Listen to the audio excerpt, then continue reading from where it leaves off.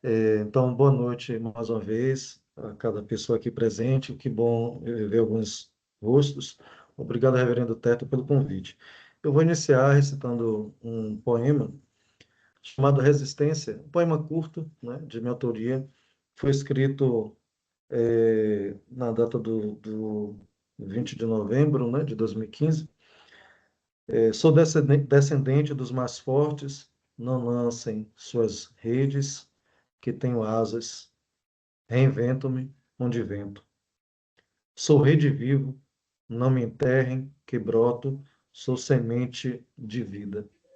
Sou sangue negro, não me ponham em navios, pelourinhos, nem lavouras, que meu gemido, sangue e suor viram fé e arte em toda parte.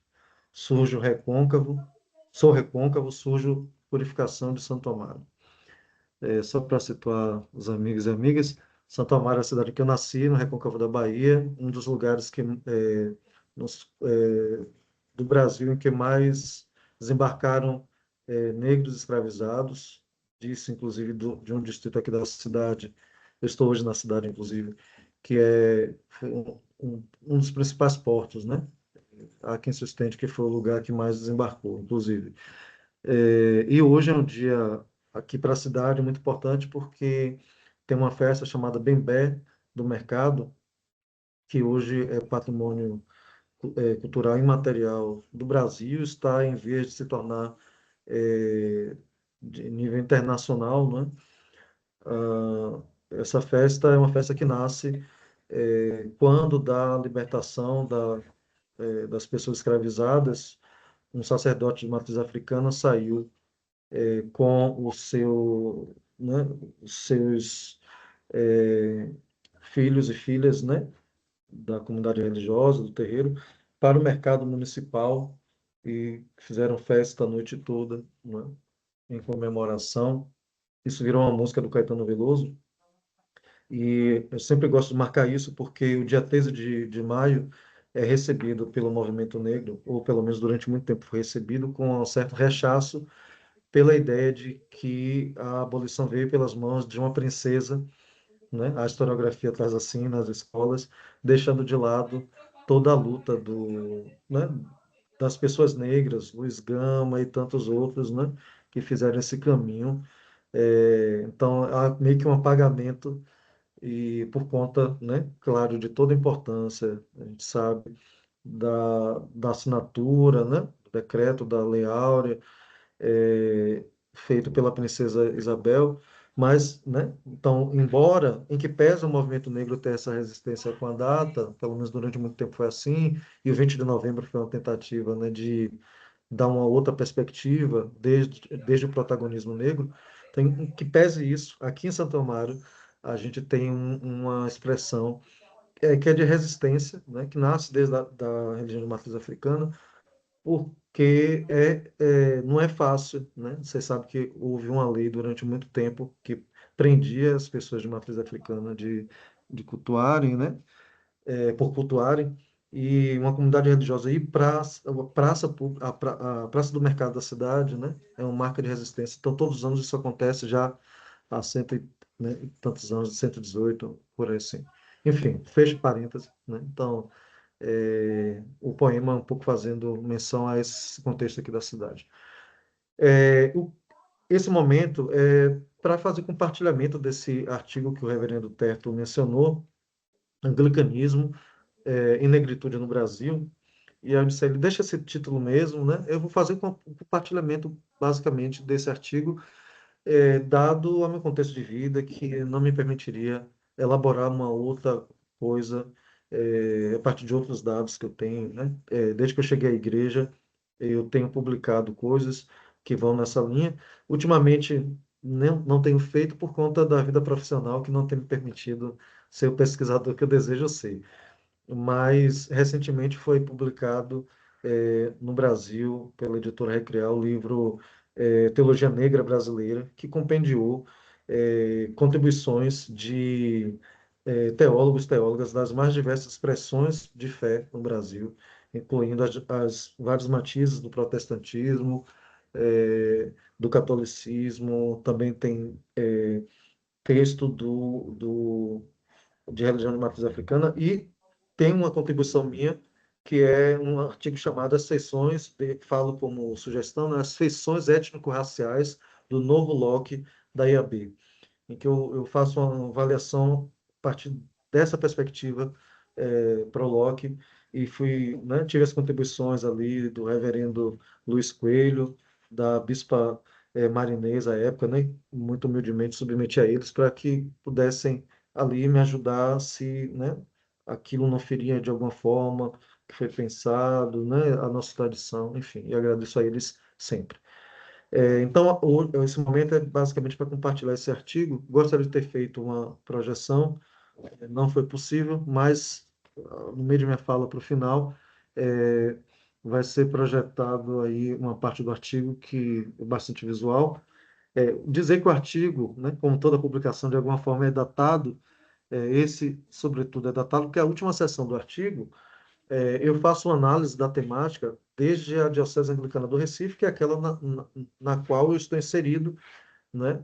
E quis projetar isso para outras dioceses, para fazer a mesma análise, não foi possível. Deixo aqui registrado a boa vontade, enorme boa vontade do Bispo Francisco à época, que disponibilizou o link para a Diocese Sul-Ocidental, né, do formulário que eu fiz para poder coletar dados, para fazer, ampliar a minha análise, né? Os bispos tiveram boa vontade, mas as respostas não vieram numa quantidade que eu, né, necessária para fazer uma análise um tanto quanto robusta, né? Então, o artigo está dividido em três partes. Uma primeira parte em que eu analiso é, o século XIX, né, enquanto o anglicanismo no Brasil estava ali restrito a, ao atendimento, né, dos súditos da coroa britânica e outros estrangeiros de fé protestante que, de alguma forma, terminavam tendo um atendimento, um achego, né, quando a gente lê a historiografia, a gente percebe um segundo momento, que é a análise da igreja, desde a chegada da missão norte-americana, né, até ali a década de 70, né, 80 no máximo. E o terceiro, é o período mais recente, que aí eu me sirvo da, desse formulário que eu fiz, né, as respostas do formulário que eu fiz, aplicado na Diocese Anglicana do Recife, para poder trazer um rosto a partir de uma parte, né, uma pequena parte da igreja no Brasil, digamos assim, mas que ajuda a gente a entender. Começando pela primeira parte, que é a do século XIX, né, eu me sigo aqui de uma fala da professora Elisete Silva, professora doutora, pós-doutora da Universidade Estadual de Feira de Santana, que publicou um livro chamado Cidadãos de Outra Pátria, Anglicanos e Batistas no Brasil, né? A Elisete, esse livro é fruto da sua tese de doutorado na USP, e ela diz ali, ela tem uma pesquisa muito vasta, viu, gente? Eu conheci coisas da igreja bastante a partir desse livro. E ela faz uma imagem ali de que o século XIX é perpassado no anglicanismo do Brasil por uma contradição. Por que contradição? Quando o anglicanismo chega ao Brasil, chega já lá em 1814, 10, 14, né, por ali, aquele contexto da vinda da família real portuguesa para o Brasil, ele chega já com já tendo na Inglaterra, no Império Britânico, uma postura de condenação do tráfico negreiro, né? Havia já um posicionamento da coroa britânica sobre isso, condenando, né, aquilo que era feito nos seus domínios, mas também para fora dele. E aí a gente espera que uma igreja que esteja chegando, né, a um outro território venha com essa compreensão instalado lá no seu território. Mas a gente sabe que tudo é disputa, né? Se tem uma normativa nessa direção, mas tem uma disputa no outro lado de quem não gosta dessa normativa. Então, em terras brasileiras, a Elisete vai dizer que os anglicanos os britânicos, né, que estavam no Brasil, e aí ela pega eh, Salvador, Rio de Janeiro, né, eles não só são complacentes com o tráfico negreiro, que acontece no Brasil, como alguns deles, eles próprios, têm pessoas negras como escravizadas, né, ao seu serviço. A gente sabe, por exemplo, através do livro do João José Reis, né, que é o maior historiador das revoltas negras no Brasil. João José Reis diz que no livro A Revolta Negra dos Escravos, a revolta, a rebelião brasileira dos negros, algo assim, né? É um clássico, mas agora me falta a memória. É como se fosse uma Bíblia, digamos assim, no meio acadêmico sobre o assunto.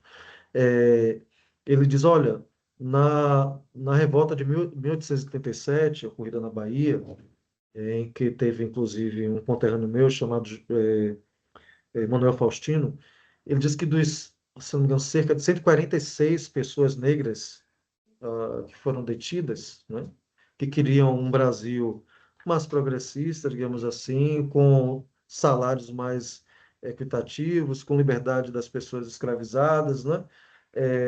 Ele vai dizer que dos 146, cerca de um terço das pessoas que participaram eram negros escravizados em domínio dos britânicos, né, dos ingleses que estavam no Corredor da Vitória, que é o lugar em Salvador em que se instalaram os ingleses, né? A nossa primeira igreja está lá, inclusive, né? Foi instalada aí nesse território. Então, um terço, né? Que aí ele vai fazer lá a leitura de que, olha, tem relatos de que alguns desses homens britânicos tinham uma certa complacência com seus negros em relação a outras pessoas, é, porque permitia que se reunissem nos fundos da casa para orar, para conversarem, para estudar, né? Enfim. Então, tinha um espaço de convivência agregativo que possibilitou, de alguma forma, a articulação dessa revolta negra em 1837, na Bahia, né? A revolta dos Malês. Ah, então a gente tem essa notícia, né? E aí a Elisete vai dizer, olha, há uma contradição, né? Porque por uma parte tem isso, em A Revelia do que dizia a coroa britânica desde 1807, por outro lado ela vai dizer, olha, tem um episódio que é bem emblemático da igreja na Bahia, que é quando o reverendo Nichols, né, se recusa a administrar a ceia, a comunhão, para um irmão da comunidade, porque ele era reconhecidamente senhor, né, senhor de pessoas escravizadas, né? Então, é recusada a participação na ceia a este irmão da comunidade, né? E aí ela cita também que há uma correspondência, né, de pessoas de um departamento britânico anti-escravidão, se queixando ao arcebispo de Cantuária sobre o que ele encontrou na Igreja da Bahia, na Christ Church, no Rio de Janeiro, dizendo, olha, é escandaloso, né? Eles têm pessoas escravizadas, né, sob seus domínios. Isso não é admissível, né? E aí a gente sabe, através da documentação que a Elisete levantou, que fazem batizar, né, as pessoas negras escravizadas que estavam sob domínio, né, na igreja e tudo mais. Enfim, esse é o cenário um pouco do século XIX.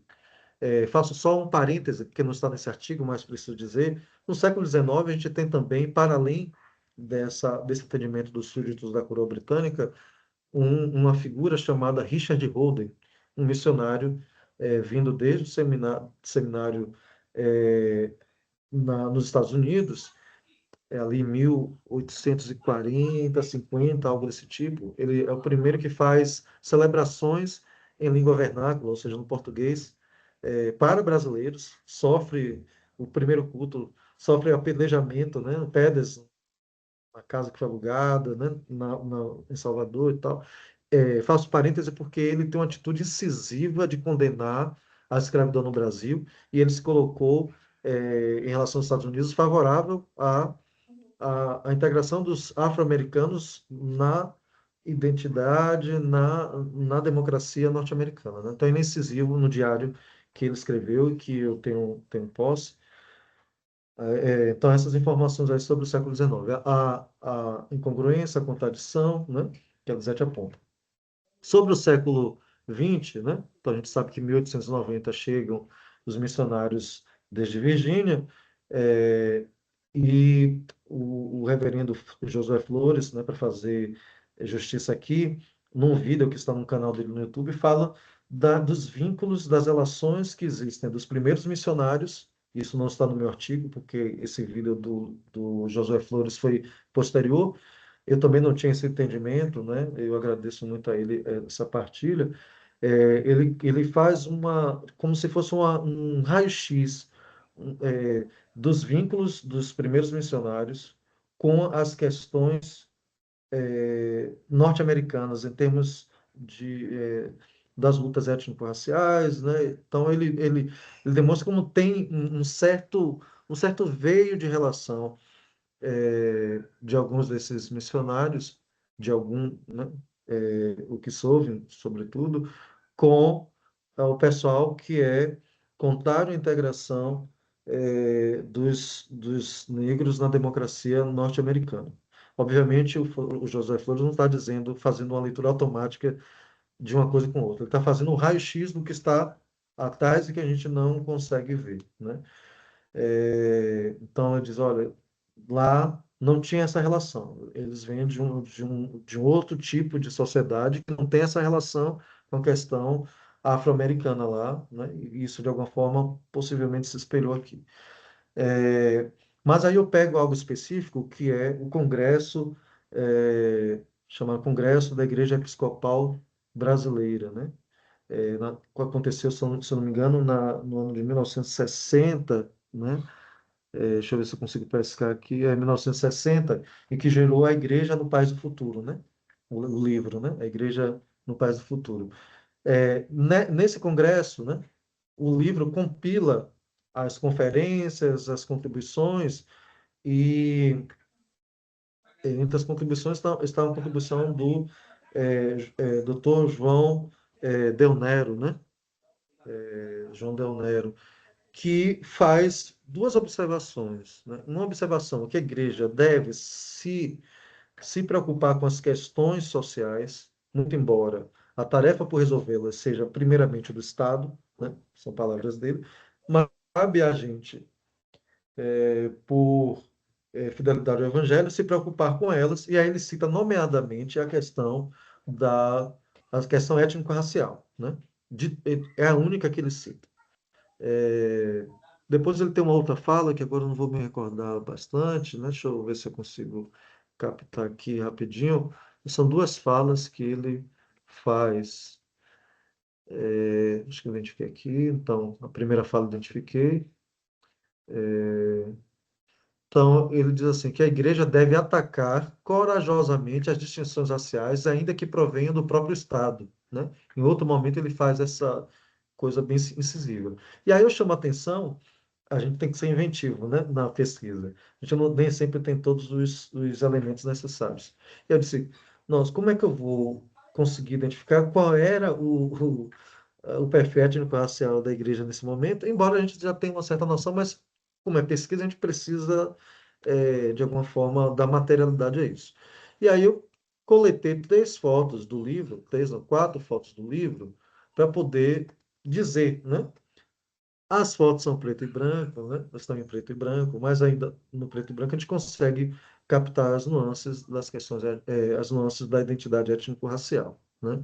Então, anexei ao arquivo uma foto do clero presente a este congresso, né? Neste congresso, e a gente percebe qual, naquele momento, é a identidade étnico-racial do clero.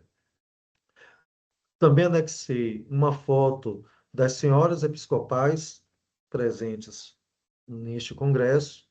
Então, a gente tem também aí consegue identificar majoritariamente, né? Se não exclusivamente. No artigo eu vou dizer lá onde é que eu consegui identificar, se eu não me engano, eu identifiquei na foto dos moços, né? Então, a terceira foto é a Conferência dos Homens, da Associação Cristã dos Moços, não é? Então tem essa foto lá. E a última, a mocidade, foi aqui que eu consegui identificar melhor. A mocidade episcopal reunida durante o Congresso. Então, quatro fotos que são retratos, literalmente, né? São panorâmicas da igreja naquele momento, porque estavam suas lideranças ali reunidas nesse congresso que visava aprofundar a identidade da igreja, ao mesmo tempo que projetar esta igreja para o futuro, né? Então, do segundo momento do artigo, eu trago este elemento e mais um que agrego aqui agora, é, que é um artigo da Regina Reyes Novaes, talvez algum de vocês tenha conhecido, talvez a Gabriela, não sei que é do Rio. Essa é uma publicação que foi feita nas comunicações do ICER, né, Instituto Estudos da Religião, que publicava muitas coisas, né? E que foi uma pérola eu achar esse artigo, porque assim foi a, foi a primeira coisa que eu encontrei desde que estou na igreja falando sobre a temática, né? Assim, de maneira mais consistente, porque o livro da professora Elisete, é, de- que foi o primeiro que mencionei aqui, o recorte dele não é sobre questão étnico-racial, né? É algo mais amplo. Esse artigo aqui é a primeira coisa que é uma publicação, uma pesquisa específica sobre o tema. E para mim foi assim saboroso encontrar, né? E aí o nome do artigo é Os Negros entre os Episcopais. Dois pontos. Cor e lugar social. E aí o que é que ela faz, né? Ela entrevista pessoas eh, de três comunidades da igreja no Brasil, né? Duas comunidades no Rio de Janeiro, né? E uma em São Paulo. A primeira constatação que ela faz, né, que a Regina faz, é de que os pobres, abri aqui Chaves né, no escrito no artigo, negros, entre os episcopais não estão, via de regra, entre os membros, mas sim entre os beneficiários dos trabalhos sociais. Esse artigo é de 1985, então ela faz essa constatação de início, né? Olha, os negros, barra pobres, né? Era a leitura do momento, não estão, assim, com pujança na membresia da igreja, estão no lugar daqueles que são beneficiários de trabalhos sociais que a igreja oferece, né? Ela identificou isso de imediato, né? E a justificativa para isso, né, que ela captou das entrevistas, é que, segundo os anglicanos entrevistados, encontra-se essa defasagem, digamos assim, na sofisticada liturgia anglicana, que demanda cultura dos participantes. Foi a resposta de um dos membros, de alguns, né, da entrevista, né? Que vai mencionar depois também a questão da baixa escolaridade, né? Digamos assim, é uma continuação dessa resposta, né? A baixa escolaridade. Entre as entrevistas, né? Não aparece no artigo, mas entre as entrevistas aparece uma crítica ao Abdias Nascimento, né? Crítica feita por uma pessoa negra de uma dessas comunidades, né? Então, ela foi captando essas coisas. Quais foram as comunidades que ela visitou, entrevistou, né? Digo aqui para vocês agora. Uma comunidade foi a Catedral Anglicana do Redentor, né? Tijuca, no Rio de Janeiro, na qual, segundo a autora, a pentecostalização, né? Abre aspas, a pentecostalização do culto acarretou mudanças na clientela, fecha aspas, com maior participação de negros e mulatos, entre aspas. Mulatos, né, é um termo que hoje não se usa tanto, mas à época não tinha-se uma análise crítica sobre a palavra. Essa palavra está no texto lá. A segunda comunidade é a missão da Cidade de Deus, né, que hoje é Paróquia Cristo Rei, né? Nessa missão havia trabalho social com crianças, por isso conseguia-se também maior participação de negras na vida da comunidade. Já a igreja pesquisada em São Paulo foi a paróquia São Lucas, né? Na Vila Maria. Acho que é isso mesmo, não é, Reverendo Arthur? Fico em dúvida se era Vila Mariana, mas é Vila Maria mesmo. É isso, Pronto, Vila Maria. Vila Mariana acho que é Ressurreição, se eu não me engano, não é isso? Isso, Vila Maria é já próximo de Guarulhos, né? Vila Mariana é mais para essa região dos central, Pronto, né? valeu, obrigado. Não conheço bem, né, mas sei o nome das comunidades por lá, mas não conheço bem a geografia. Então, nessa paróquia, São Lucas, em Vila Maria, ela identificou, né, a presença mais incisiva de negros e negras. E, abre aspas, né, fruto das entrevistas, é justificada na medida em que começou por iniciativa de um senhor mulato, fecha aspas, né? Então são essas três comunidades. A Catedral do Redentor, que segundo ela, a pentecostalização do culto trouxe pessoas é, étnico-racial, de pertença étnico-racial negra, né? Ah, a paróquia Cristo Rei, né, que tem um trabalho social com crianças, então tá aí um público grande, né, de negros e negras por conta disso, né, do trabalho social desenvolvido, e a paróquia São Lucas, que é a que tem maior participação, digamos assim, por conta, né, da iniciativa, de ser o fruto de uma missão, de uma ação missionária de uma pessoa negra, né? É, é preciso dizer aqui, gente, sobre a fala dessa pessoa entrevistada sobre a baixa cultura dos negros na década de 80. Tem um autor na Bahia chamado Antônio Risério, que transita ali entre antropografia, sociologia, que é um cara hoje que ele é muito interessante, mas ele é um cara que hoje tem feito um combate incisivo ao que é chamado de identitarismo, né? E ele tem feito críticas incisivas, né? Mas num livro é, muito famoso aqui, A Cidade da Bahia, né, o título, fala uma coisa que me ajudou muito a compreender algumas coisas. Ele diz assim, olha, a década de 80 é a década em que tem uma ascensão, ele usa esse termo, negro-mestiça, né? Uma ascensão social negro-mestiça.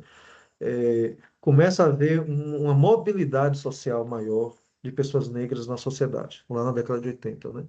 Então, quando esse senhor, né, responde lá para a Regina da Baixa Cultura, né? Porque a gente estava ali no início desse movimento ainda, né? Digamos assim. Avançando aqui sobre a pesquisa da Regina, né? É, ela faz uma das perguntas que ela faz para os entrevistados é se existe pastores episcopais, né? Pastores anglicanos é, negros, né? Se eles conhecem, se essas pessoas conhecem, né? E ela constata que os pastores episcopais são quase consensualmente classificados como brancos. E aí uma das pessoas entrevistadas diz que conhece dois, né? Não, eu conheço duas pessoas negras que são reverendas na igreja, né? Que são pastores na igreja. Uma no Rio Grande do Sul, né? E outra na Bahia. Como a gente ainda tem figuras, né, presentes na igreja desde essa época, eu fiz consultas, né? Eu perguntei na Bahia ao reverendo Josafá, né? Heve, quem seria o reverendo negro, né, na Bahia, na década de 80? E aí leio aqui a resposta dele, né, que eu coloquei textualmente, indiquei, ele me concedeu essa resposta em 10 de outubro de 2018. O único, abre aspas, o único que conheci de pele morena foi o reverendo Antônio Carlos Pereira dos Santos. Nunca ouvi ninguém classificá-lo como negro, nem mesmo ele próprio classificar-se como tal. Como dito no início, tinha pele morena e cabelos pretos quase lisos, o que na época equivalia a um perfeito caboclo, né? Ele aspiou a resposta dele. Hoje seria classificado como negro, certamente, né? É importante trazer essa. Ele foi muito cauteloso, muito, é, digamos assim, fiel à época, né? Ao que se via na época, né? Eu gostei muito da resposta dele nesse sentido, né? E aí depois fui lá para a Reverenda Carmen Etel, né? 85 é o ano que ela é ordenada, né? Então, o artigo é de 85. E aí, Reverenda Carmen, quem seria, né, no seu, na sua opinião, né, na sua visão aí, um reverendo negro àquela época, é, em Porto Alegre, né? Acho que Porto Alegre. Ela me disse, olha, reverendo Jorge Alberto Rosa, né? Então foram os nomes que eu consegui buscar. Ainda sobre essa parte do artigo da Regina, ela diz, né, é justificado também nas entrevistas a escassez de negros no clero episcopal anglicano. A dificuldade não estaria no problema de cor, né, segundo as pessoas, mas nas exigências colocadas em termos de estudos para que qualquer um chegue ao pastorado, né? Se tem a noção que os negros àquela altura não têm estudo suficiente, e, por outro lado, né, o ministério se entende tendo uma exigência demasiada para as questões acadêmicas de estudo, então, né, na leitura que é feita ali, a resposta seria essa, né? Hoje a gente diria, né, que isso não responderia tudo, porque não é só sobre estudo, é sobre representatividade. Essa noção de representatividade é uma noção que não estava muito presente naquela época na sociedade, né? A discussão de representatividade entra forte a partir do ano 2000, né, na sociedade, né? Isso entra de maneira mais vibrante na sociedade, né? Então, acho que não seria uma resposta completa, né? Ou nem sei se é uma resposta justa, digamos assim. Como eu tenho demorado muito, eu não estou na tela aí não, tá, gente? Eu estou acompanhando aqui o artigo. Se tiver me deixado mensagem aí, me sinaliza para eu olhar sobre o horário, né? Sei que já estou bastante adiantado aqui. Não marquei meu tempo. Pode me dizer, Reverendo Teto ou Reverenda Lúcia, por quanto tempo aí, por favor? É,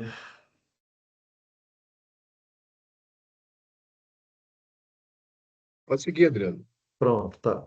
Eu vou para a terceira parte, né? Acho que já deu para ter uma noção aqui do que a Regina está trazendo, né, das respostas que foram dadas, né?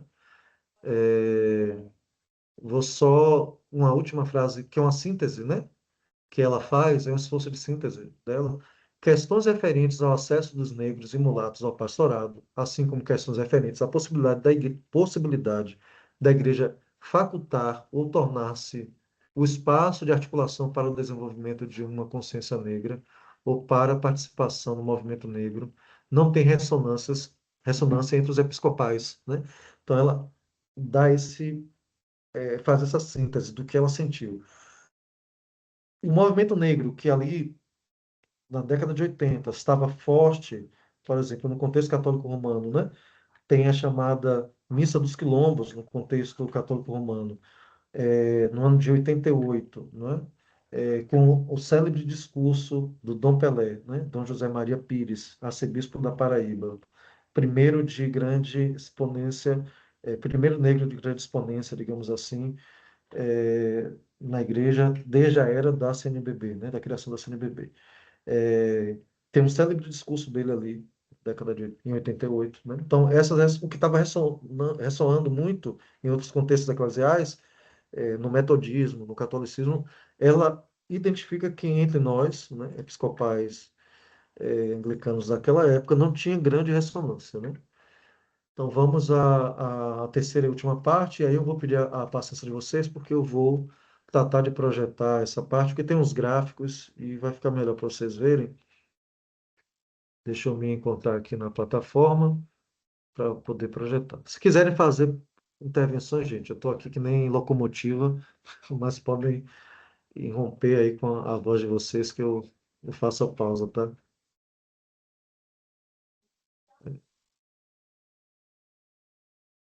E o reverendo Arthur agora tem aparecido com frequência com seu filho aí, Pet, né? Fotos sempre lindas, bonitas, né? Apareceu para vocês, gente querida, o artigo já aí? Sim, já está na Ok. tela. Ok. Deixa eu chegar só aqui a terceira parte. Aqui são as fotos que disse para vocês, né? Então, a terceira seção eu chamei O século XXI, a Igreja que Somos, né? Então, a Igreja que Somos a partir A metodologia foi um formulário feito no Google Forms, né? Circulado na Diocese Anglicana do Recife, não é? É, que naquele momento tinha comunidades presentes em 4 dos 9 estados nordestinos: Bahia, Pernambuco, Paraíba, Maranhão, Rio Grande do Norte. Epa, 5, né? Ixi, minha contagem aqui tá ruim, viu? Eu coloquei no artigo 4, mas são 5. Hoje nós já temos no Ceará também, né? 6, e no Piauí. Estamos em 7 dos 9 estados. Bem, o formulário continha 11 questões, 9 objetivas e 2 subjetivas, que poderiam ser respondidas por pessoas de 15 anos de idade em diante, independente de serem confirmadas na igreja, né, membros plenos, ou apenas comungantes, né, membros parciais, gente que está ali, mas ainda não fez o compromisso com a igreja, né, é, através da confirmação ou do recebimento, né. As questões visavam saber da pessoa fiel status canônico, né? Se clérigo, clériga, leigo ou leiga, confirmado ou confirmada, ou só ou comungante. Estado em que participa da igreja, né? Bahia, Sergipe, né? Faixa etária, né? Se jovem, adulto, adulta, ou idoso, idosa. Nível de formação, né? Primeiro grau completo, segundo grau completo, ou terceiro grau completo. Gênero, né? Se homem, mulher, ou, né? Ou outras identidades, né? Sexualidade, né? Heterossexual, homoafetivo, ou outro. Identidade étnico-racial, né? Negro, negra, ou outra.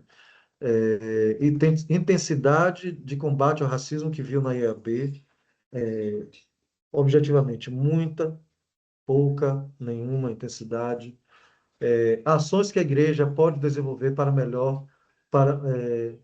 para melhorar a situação da população negra na igreja e na sociedade, né? Essas foram as questões, e aí eu fui compartilhando os gráficos das perguntas. Obtivemos ali 58 respostas ao formulário, sendo 48 respostas de pessoas confirmadas e apenas 10 de pessoas comungantes, né? Ali dos cultos, mas não confirmadas. É, conforme o gráfico abaixo, né? Então, 82,8 pessoas confirmadas, 17,2 não confirmadas. Então, qual é o perfil das pessoas anglicanas no Nordeste, né? É, então, vamos ver as questões que chamaram a atenção. Quanto à identidade étnico-racial, a pergunta era: você se declara negra, né? Ou outra, né? 56,9 das pessoas se autodeclararam negras, ao passo que 43,1 disseram ter outra identidade étnico-racial, né? Então, majoritariamente das respostas obtidas, tivemos pessoas negras, né? Acho que isso diz muito do lugar que isso está sendo pesquisado, que é o Nordeste brasileiro, né? Mas diz também da situação atual da igreja, né? É, dessa maior inserção da igreja entre as pessoas é, negras, né? E também de um movimento social, muito provavelmente, que foi a tomada de consciência étnico-racial ao longo do tempo, né? Mais pessoas passaram a se identificar como pardas, como negras, né? É, por conta dos movimentos sociais mesmo, né? Então, essas coisas devem ser levadas em conta, né? Ah, 56,9 pessoas autodeclaradas negras significa, 59, né? 56 significam 33 pessoas, das quais 14 pessoas são da Bahia, 11 pessoas de Pernambuco, 5 pessoas da Paraíba, uma pessoa do Rio Grande do Norte, uma pessoa do Maranhão e uma não identificou o estado. Então percebam que a Bahia seria esse espaço com maior inserção entre as pessoas negras, né, pelas respostas obtidas, ou desse universo de respostas obtidas, né? Embora com uma amostra pequena, proporcionalmente, a Paraíba revelou-se o estado em que os participantes mais se autodeclararam negros, né? Proporcionalmente, digamos assim, né? É, vamos ver outra questão. Não temos os números gerais do IBGE em relação à porcentagem de negros, né? Para o Nordeste todo, mas nós temos esses números por estado. Como a Bahia foi o que teve maior índice, né, digamos assim, maior número, eu, nós temos ali, né, os números do IBGE para a Bahia, entre 15% e 20% de pessoas declaradas pretas, né, e 50% a 60% pessoas declaradas pardas. É preciso dizer que esse dado do IBGE que eu estou trazendo é o censo ainda, né? Deixa eu me lembrar, o censo ou a PNAD de 2009. No ano que foi feito esse artigo, ainda não havia tido esse último censo de 2021, né? Então, nós temos aí, né? Por isso falei, é um artigo datado, né? Hoje o cenário, com certeza, já é outro, né? Nos dados do IBGE. Então, né? Então, 15 a 20%, mais ou menos que bate, digamos assim, os números, né? Entre sociedade, 15 a 20% declaradas pretas, 50 a 60 pardas, né? Na Bahia. Em Pernambuco, 5 a 7% pretas, 50 a 60 pardas, né? É, Desse modo, considerando o IBGE, que o IBGE calcula o número de negros a partir da soma de pretos e pardos, os dois estados com maior número de respostas no formulário, 40,4%, Bahia, e 42,1% Pernambuco, né? Podemos dizer que a proporção de negros na Diocese Anglicana do Recife não representa grande discrepância com a informação, né, do IBGE, né? O que o IBGE registrou é mais ou menos o que nós registramos é, na, na Diocese, né? Aí está o gráfico do IBGE, né? Em verde, tonalidade verde para pretos, em tonalidade vermelha para pardos, né? Esse dado foi do censo mesmo, tá? Um outro elemento, então repare que são dois lugares diferentes, eu preciso dizer, né? Ela está pesquisando São Paulo, Rio, eu estou fazendo recorte de Bahia, né? Mas, né, de maneira grotesca, que não deve ser feito isso, o número de negros, né, entre a pesquisa da Regina e o da Bahia, em relação ao Ministério Ordenado, a gente vai ver uma discrepância bem grande, né? É, ela diz aqui,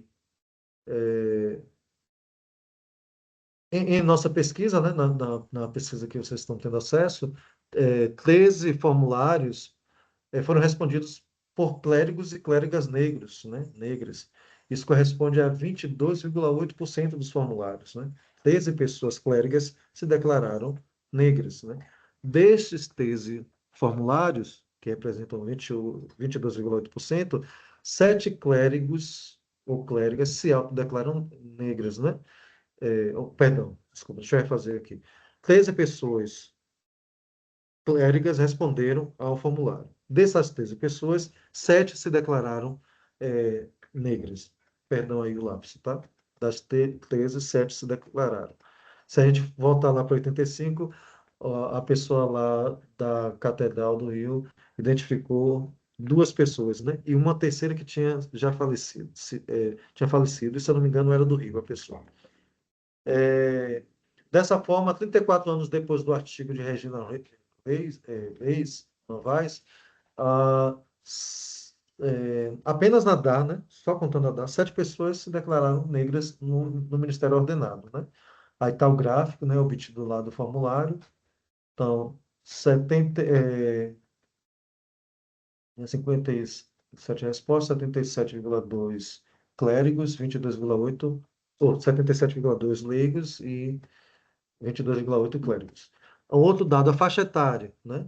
É, então, a faixa etária, 70,2% se declarou adulta, né? 30 a 59 anos, né?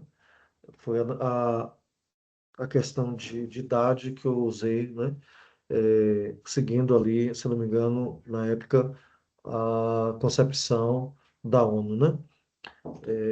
30 a 59 anos. Jovens de 15 a 29 anos, né? 19,3 pessoas responderam, né? como jovens, e 10 pessoas, 10%, 10,5% idosos, né, a partir de 60 anos. Há quanto tempo frequenta a IAB, né? Majoritariamente, ou seja, 48,3 pessoas frequentavam há 5 anos. E aí eu preciso dizer a vocês que esses 5 anos, né, 0 a 5 anos, coincide àquela época exatamente com os 5 anos do pastoreio do bispo Peixoto, né, que cravava os 5 anos. 17,2 entre 6 e 10 anos, né? Enfim, não vou detalhar tudo, porque senão a gente não sai daqui hoje, hoje à noite. Então, majoritariamente as pessoas eram recentes, né? Então, ah, percebemos que no universo 33 pessoas negras, né? 33 pessoas negras que responderam ao formulário, a maioria é adulta. 22 pessoas se declararam adultas. De 33, 22 adultas, tá? E que pouco mais da metade participa da igreja entre 0 e 5 anos. Então, dessas 20, dessas 22, 17 participam ah, é, das negras, né? Das 22 negras adultas, 17 participam de 0 a 5 anos, tá? Então, é uma presença recente. Mas há um detalhe que precisamos observar. Embora tenham chegado mais pessoas negras à igreja, essas têm se tornado membros plenos da igreja com menos frequência do que as de outras identidades étnico-raciais. Não vou mostrar os números porque a gente não tem tempo aqui para dissecá-los, né? Mas essa foi uma observação que eu percebi. Chegaram mais pessoas negras nesse tempo, mas é, mais pessoas não negras, vamos dizer assim, né, se confirmaram na igreja do que pessoas negras, tá? Vamos adiante aqui. É, hum, então, seja como for, na estatística geral, há uma leve diferença no número de negros e negras em relação às outras identidades étnico-raciais, graças à presença de pessoas comungantes, né? Então, as pessoas que apenas participavam dos cultos, né, que comungam nos cultos, é, elas ajudaram a formar esse cenário, né, que nós encontramos. Sobre gênero, né, e sexualidade, há respectivamente mais homens, né, 19, que mulheres, 14, e mais pessoas héteros, né, que homoafetivas, né, entre os negros daquele momento. Tá aqui, né, os números. Então, mais homens que mulheres, não foi isso? Mais homens que mulheres e mais pessoas héteros do que homoafetivas, né? Não vou dissecar os números, tá? Me desculpem, mas vou passar aqui um passando.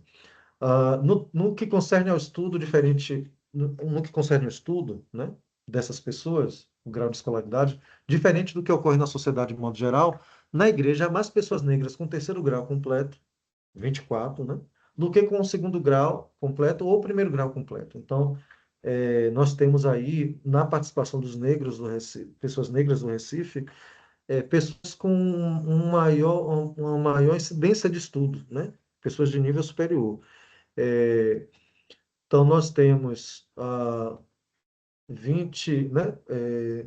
Não lembro aqui esse número, se mais de 20 pessoas, né? 24 pessoas negras para cerca de 18 pessoas brancas, né? Com terceiro grau completo, né? Isso é o inverso do que a gente tem no Brasil. Na PNAD, né? Nos números da PNAD de 2017, são números que os sociólogos gostam muito de olhar, eram apenas 9,3% dos negros, né, com 25 anos de idade ou mais, que tinham o nível superior completo, né? Eu tenho aqui essa imagem aqui do IBGE, do número da PNAD, olha, 22,9% de brancos com superior completo, contra 9,3% por cento de negros. Então, na igreja, isso se inverte, né, no que a gente encontrou no Recife. Na igreja, 72,7% das pessoas negras têm um nível superior completo. 72,7 frente a 22,9 na sociedade como um todo, né? Isso é interessante. E aí, isso é interessante também, se a gente cruzar esse dado com a resposta que a pessoa lá no Rio de Janeiro deu para a Regina, dizendo, olha, não tem mais pessoas negras porque é, é sofisticada a liturgia da gente, exige, e os negros no Brasil não estão ainda com nível de cultura que possibilite compreensão, né? Basicamente está dizendo isso, né? A gente coloca interrogação, né? Será que ele estava certo? Aquela leitura é correta? Ou, né? Como falei para vocês, tem um lance da representatividade também, né? Vou adiantar, tá, gente? Autoavaliação em pistas, né? A maioria, né? 61%, 62,1% das pessoas que responderam disseram que percebem muita intensidade na questão do combate ao racismo na IAB, né? 62,1%, muita intensidade. 34,5% responderam que com pouca intensidade. E 3,4%, um número muito baixo, respondeu que com nenhuma intensidade, né? Números acalentadores, né? Digamos assim. Aqui está o gráfico dessas respostas, né? Que eu acabei de ler. 62, 34, né?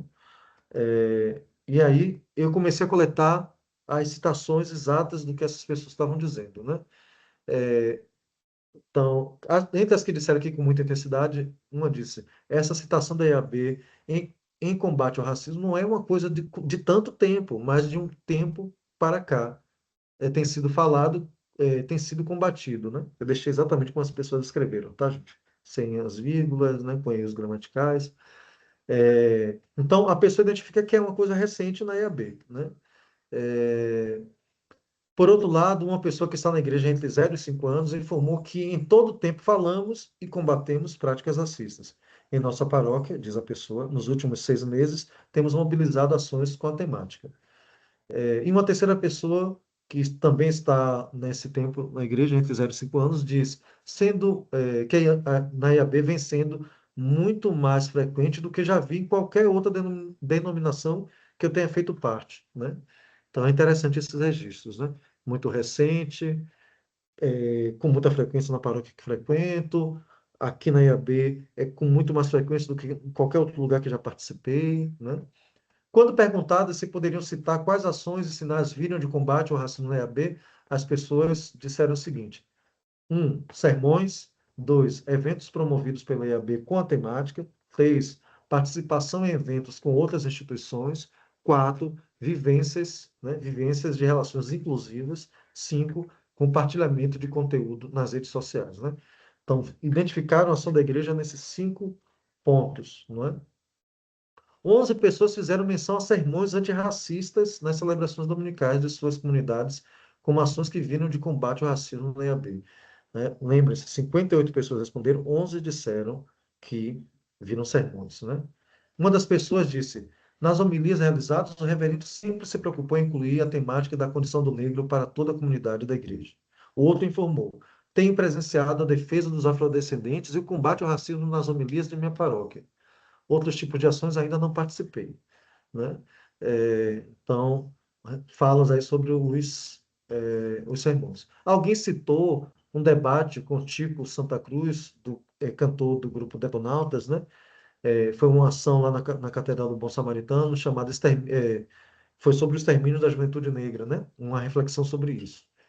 Outra pessoa citou um simpósio realizado na Bahia, né, pela Paróquia Anglicana Bom Pastor, simpósio sobre religião, cultura e sexualidade, né?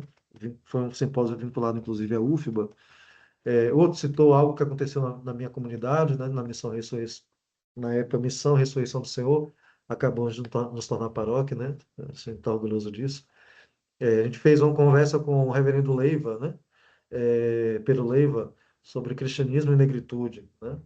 Lá em Feira de Santana. Citaram também a Carajé Teológico, realizado pela Catedral Bom Samaritano, né? Citaram palestras, palestra comemoração, Dia da Consciência Negra, encontros sobre racismo, encontros e debates sobre racismo, alguns poucos debates, palestra contra a intolerância, discursos e eventos voltados para a conscientização, enfim, conscientização de forma geral, né? Em relação à terceira vertente indicada pelas pessoas, que é a da participação em eventos com outras instituições, é, Ah, isso acontece basicamente em todas as comunidades, né? Mais ou menos, são mais ou menos comuns a todas as comunidades da IAB no Nordeste, imagino que na província, de alguma forma. Os anglicanos em Salvador participam de caminhadas, debates, encontros sobre o tema. Também tem participado de eventos na cidade sobre o assunto abordado. A vida e trabalho da reverenda Lilian, né? À época ainda na igreja, reverenda da nossa comunidade que tem sido ativa tanto na militância externa quanto interna na igreja, né? Bem como em sua elaboração teórica. O reverendo faz parte do Conselho de Combate à Intolerância, no apoio aos movimentos sociais, posicionamentos em eventos, atividades, participação em movimentos sociais, enfim, né? Ações pastorais. A participação da IAB nos diálogos e ações de diálogo interreligioso e contra a intolerância às religiões de matriz africana. Em Feira de Santana, por exemplo, nosso templo sempre serviu de espaço para congregar o grupo que havia na cidade, que eu inclusive presidi, de COINTER, Comitê Interreligioso e de Liberdades Laicas, né?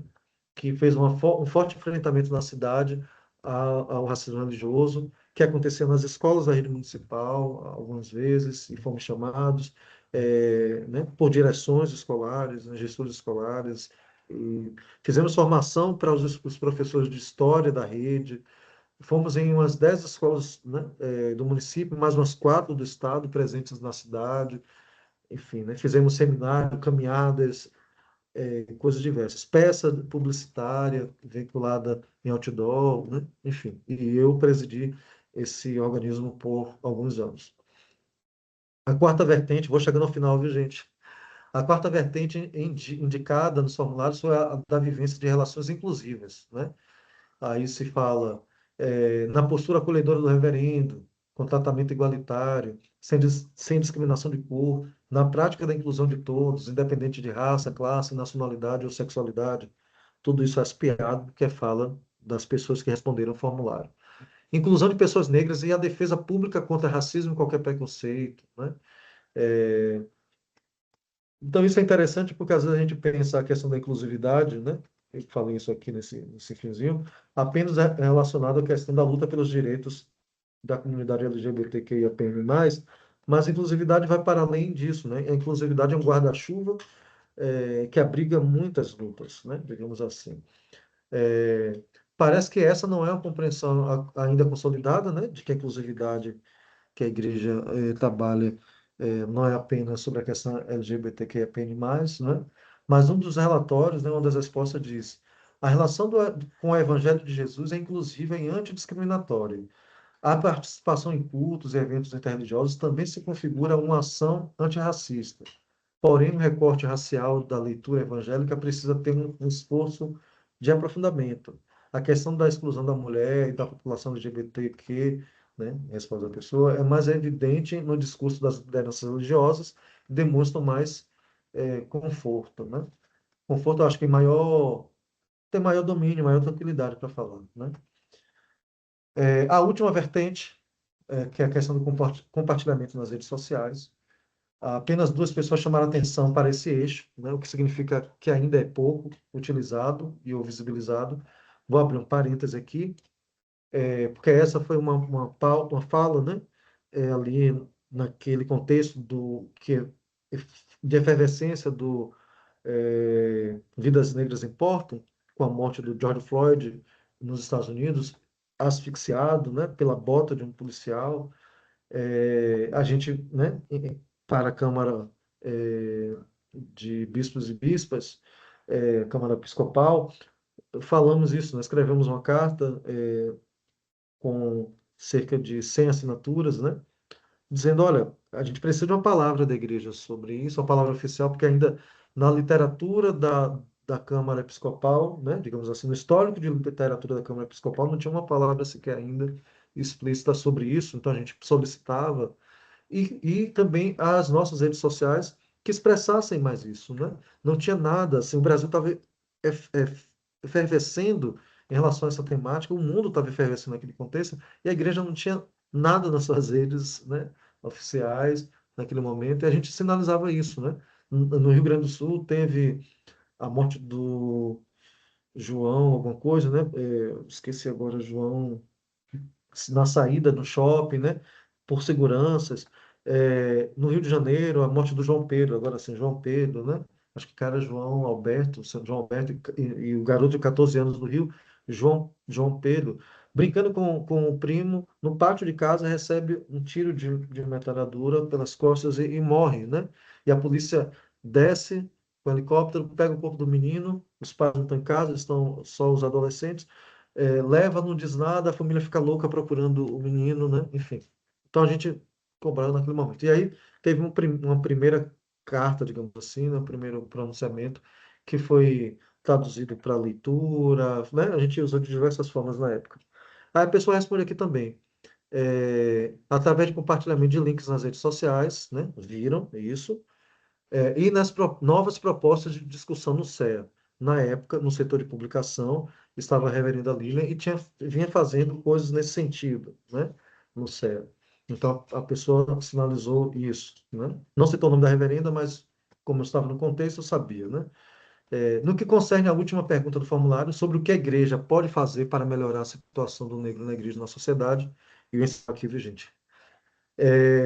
Sinalizaram compromisso eclesial, né? Ou seja, um claro, um evidente compromisso da igreja, né, com a população negra, né, seguindo esse ativismo que tem sido iniciado, né, se reconhece que já tem um caminho feito, aquela época dizia isso, mas que a igreja intensificasse, sistematizasse, né, isso, então compromisso eclesial, né, depois então, que aumentasse a sua proporção e tal, né, aí depois ah, algumas outras sugestões, né? A criação de uma pastoral afrodescendente, divulgar sua posição publicamente contra o racismo e trabalhar nas paróquias essa questão, dar mais visibilidade às ações do negro na comunidade religiosa, incluir mais debates acerca da situação da vulnerabilidade que o negro vive constantemente em nossa atual sociedade, cobrar dos clérigos e clérigas o envolvimento, né,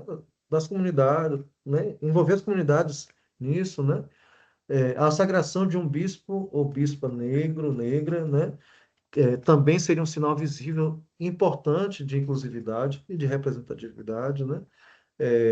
Eu sei que na Câmara Episcopal nós temos bispos, né, que se declaram negros, né, mas a gente entra naquela outra minúcia da questão do movimento negro, né, do colorismo, uma série de coisas, né, da questão das pessoas retintas, enfim, né, tem toda essa discussão. Oportunizar e incentivar o episcopado de forma diocesana, promover ações e eventos com temáticas antirracistas. Não vou ler toda, gente, porque eu sei que estou aqui exigindo demais de vocês. Vou pular para o outro elemento, né? Estudos bíblicos numa perspectiva antirracista, né? Se pediu isso, se falou sobre formações, publicações nessa linha, né? Não só estudos bíblicos, mas publicações, né? Continua afirmando que diante de Deus não há nem negro, nem branco, homem ou mulher, judeu ou grego, e não existe duas raças, e sim uma única raça que é nós, né? Você escreveu lá, todos são seres humanos. Ensinar que ser do Evangelho plenamente nos coloca na linha de frente no combate do racismo, enfim. A terceira linha é a ação social da igreja, né? Que já se reconhece que essa ação contempla muitas pessoas negras, né? Mas se intensificar isso, né? Iniciativas belíssimas da igreja na Bahia, né? Com crianças negras, no caso, ações concretas na formação de jovens em regiões de vulnerabilidade, como ocorre em Itaparica e Alagoinhas naquele momento, né? Dialogar com religiões de matriz africana, né? Então, vem aqui nessa linha de trabalho de ação social, né? E a última, formação. Então, vou retomar aqui só para concluir. Formação, ação social, estudos bíblicos, né? E ah, estudos bíblicos e o compromisso eclesial. 4 linhas do que se deve fazer, né? E aí eu coloquei literalmente o que cada um disse de sugestão, tá? Então, eu paro por aqui, né?